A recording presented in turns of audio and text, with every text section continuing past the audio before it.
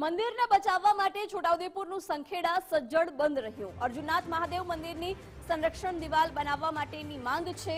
ઉચ્ચ નદીના કાંઠે પૌરાણિક મંદિર ધરાશાયી થાય તેવી સ્થિતિમાં છે, ત્યારે સંખેડા મામલતદાર અને નિવાસી કલેક્ટરને આવેદનપત્ર પાઠવવામાં આવ્યું છે। શિવભક્તોએ સંખેડા સજ્જડ બંધ રાખી અને વિરોધ નોંધાવ્યો છે।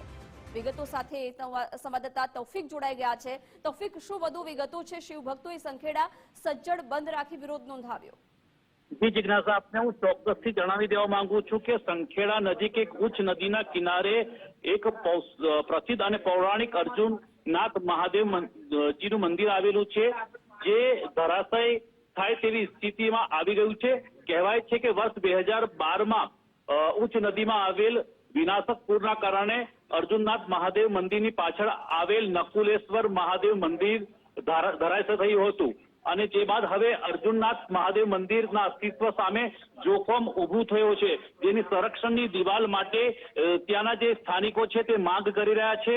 અને આ બાબતે મામલતદાર તેમજ નિવાસી કલેક્ટરને આવેદનપત્ર આપી અને રજૂઆતો પણ કરવામાં આવી હતી, અને ગઈકાલે શિવધૂન કરી આ સરકારને જગાડવાનો, તંત્રને જગાડવાનો ગ્રામજનો દ્વારા પ્રયત્ન કરવામાં આવ્યું છે, પરંતુ તે બાબતે કોઈ ચોક્કસ નિર્ણાયક પગલાં ન લેવાતા કે આશ્વાસન ન મળવાના કારણે આજે સંખેડા સજ્જડ બંધ રાખીને ત્યાંના જે સ્થાનિકો છે ત્યાંના સ્થાનિકોએ રોષ વ્યક્ત કર્યો છે।